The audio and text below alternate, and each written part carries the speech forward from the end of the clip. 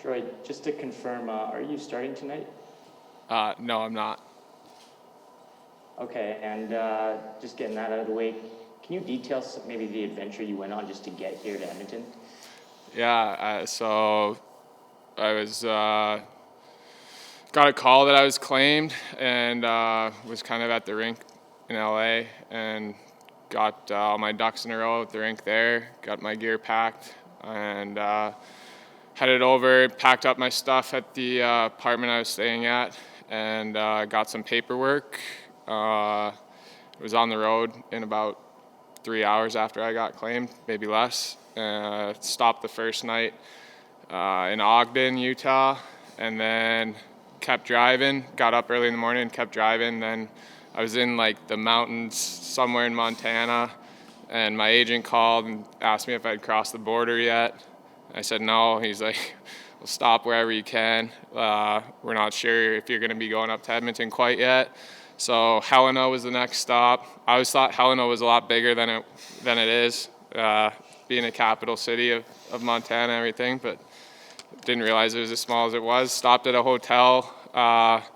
It was funny. I mean, it was probably about noon when I got that call. So it was Sunday, and so the football games were on. So I decided, I was like, well, I'll get a hotel and watch some football. And get to the hotel, and it's probably like 1 o'clock now, like right when the football games are starting, and the hotel says they can't get me in until 3, so I reserved a spot at the hotel and crashed there and watched football, and the next morning like was up early and just scrolling Twitter on my phone, seeing the waiver wire, and once I saw we were all clear, started heading north, and got up here on Monday. Okay, next question, Reed Wilkins, 630 Ched. Hi, thanks for doing this. In terms of how you're feeling, I mean, obviously a weird situation because you went through camp and then had a break from being on the ice, and now you're getting back into the swing of it. How do you feel conditioning-wise? How soon do you feel you could play a game of football? Feel great.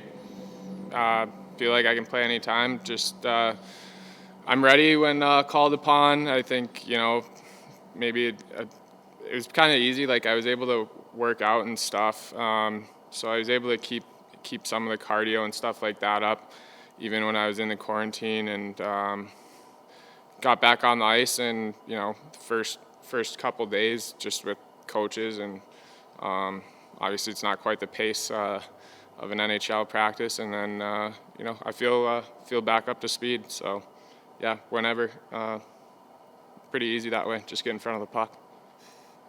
And if you don't mind, I'm hoping you could maybe take us back and tell the story of November 12th, 2014, when you made your NHL debut and wound up with that big shutout.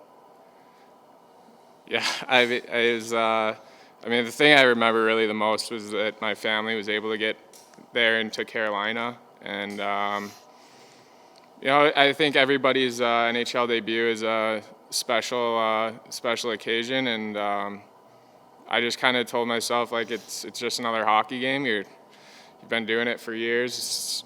Puck's the same thing that you've been stopping for 20 years, whatever it's been, and that night a lot of them hit me, and I was able to share it with my parents and my wife and brother and uncle, and it was just really cool, like after the game being able to talk to them for 15-20 minutes and just kind of reminisce on the whole path to getting to that point in my career. And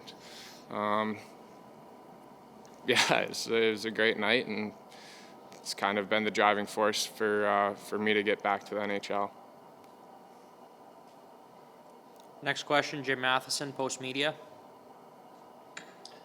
Troy, a couple of things.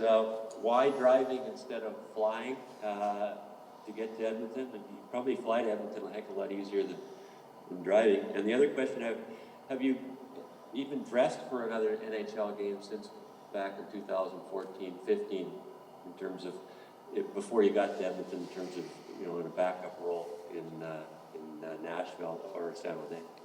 Yeah, I dressed for both San Jose and Nashville after that. Just backing up, like you said. Few short stints with each. Why driving? It basically boiled down to I didn't have a spot to keep my car in LA. I didn't know many people there and didn't know what it would cost to keep the car there. Car had just gotten delivered out there like a couple weeks before, and when I talked to Ken, he said that I needed to be up here by Monday, and so I said I'll just drive it. And I have a few guys that I've played with over the years from up here and really close with. Dan Carr, who's with Washington now. He played with me last year and went to school with him at Union. And I've just figured, if something happens again, Carsey would bend over backwards for me, and his wife would too. And just the comfort of being able to leave some stuff with them if something, happened again. So that was really the impetus in driving. And I don't mind driving. I actually enjoy it, and it's a beautiful drive up that way. So that was it. Is that a Jeep you're driving or a U-Haul? Jeep Grand Cherokee. She's got a lot of miles on her now. I think she's up to around 100,000. Okay, thanks. Mark Spector, Sportsnet. So that's like the journey within the journey for you, right? A long drive and a long career. How do you what keeps the flame going, man? You've been at this a long time. You haven't had a lot of NHL sniffs, and here you are. Maybe you get one here. What keeps the flame going for you, man?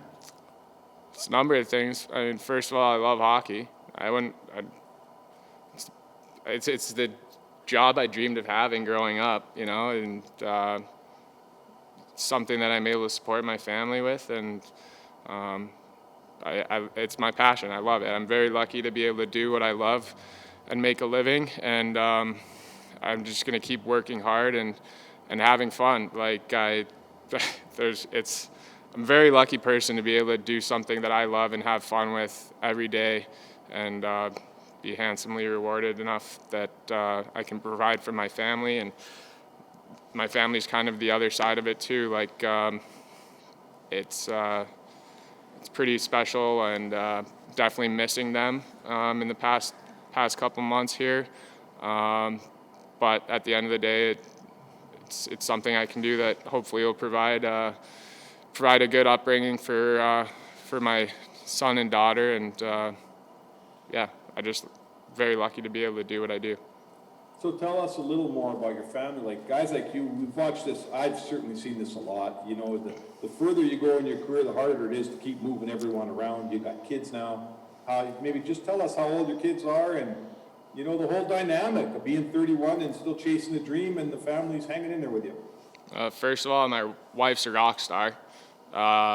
She's been taking care of 2 kids. My son's 3, my daughter's 5 months, and she's she's kind of been single momming it. When I was in the bubble with my son alone, and she was pregnant with my daughter, and now she's got some help, obviously, we're really close with our neighbors, and her mom's about half an hour down the way. But my wife couldn't do it without her. And we're moving all the time, twice a year. Our home base is in Minnesota, and she's kind of got everything always planned. She knows exactly how to pack, how many boxes we can fit in certain size U-Hauls and all that type of stuff. So,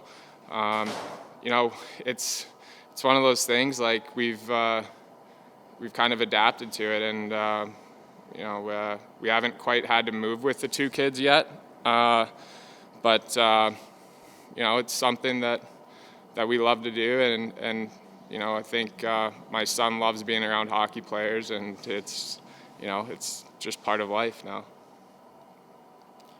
One more, Mark Spector, go ahead. Sorry, I know I saw a tweet of your dad, and when you were getting that 45 save shutout, he was crying in the stands, and I it's got to mean so much. You're up here alone now, right? And this with this quarantine, like if you get a start in the next couple of days, can you get anybody up here? Will there be anyone up here? How's that different?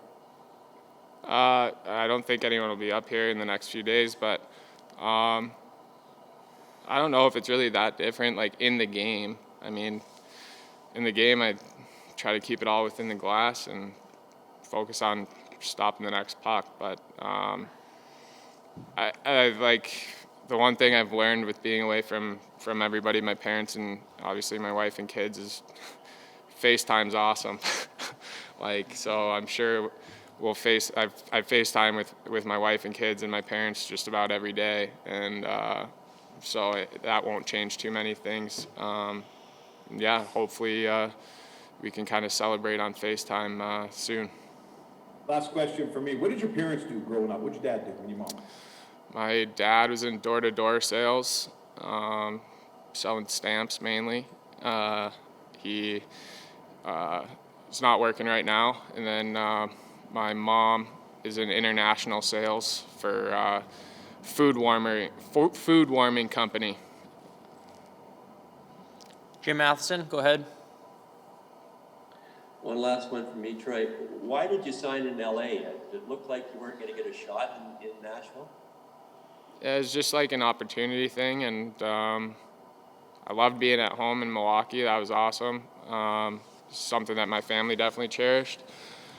But yeah, it was time to move on. The opportunity and you know, the way things were presented to me just seemed like LA was a better option and a better opportunity to, you know, hopefully get some NHL games.